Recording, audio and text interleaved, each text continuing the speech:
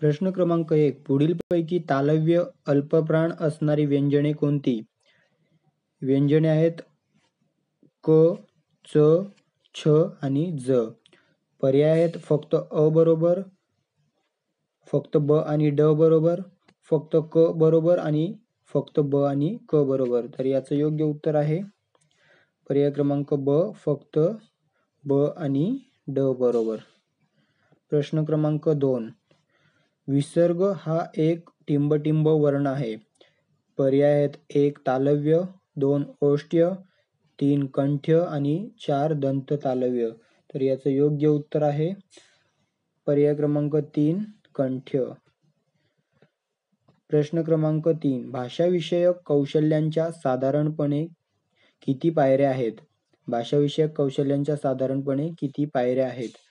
पर्याय आहेत 1 5, 2 3, 3 4 आणि 4 2. तर याचं योग्य उत्तर आहे पर्याय क्रमांक 1 5. प्रश्न क्रमांक 4. क, च, त, ट, प या गटातील व्यंजनांना काय म्हणतात? पर्याय आहेत 1 स्पर्श व्यंजने, 2 अंतस्थ व्यंजने, 3 ऊष्म व्यंजने आणि 4 मृदू व्यंजने. तर याचं योग्य उत्तर आहे पर्याय क्रमांक 1 स्पर्श व्यंजने. प्रश्न क्रमांक 5. खालील नामसाधित विशेषण कोणते? पर्याय आहेत 1 दयाळू माणूस, 2 हसरे मूल, 3 धावती गाडी आणि 4 वाहती नदी. तर याचं योग्य उत्तर आहे पर्याय क्रमांक 1 दयाळू माणूस. प्रश्न क्रमांक 6. व्यंजन संधी कशी तयार होते?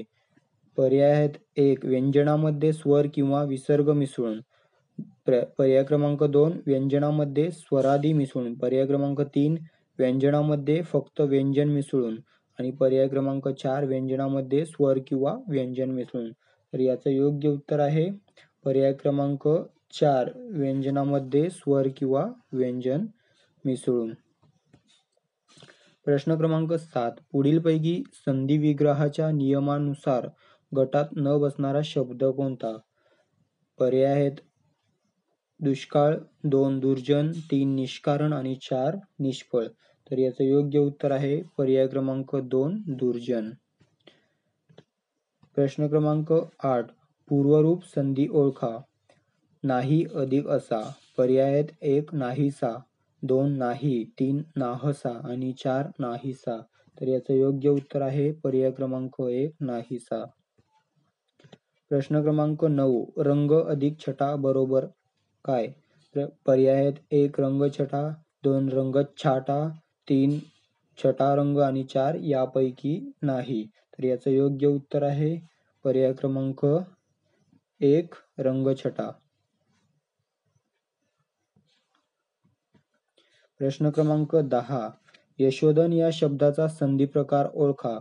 पर्याय आहेत 1 स्वर संधी, 2 व्यंजन संधी, 3 विसर्ग संधी आणि 4 पूर्वरूप संधी. तर याचं योग्य उत्तर आहे पर्याय क्रमांक 3 विसर्ग संधी.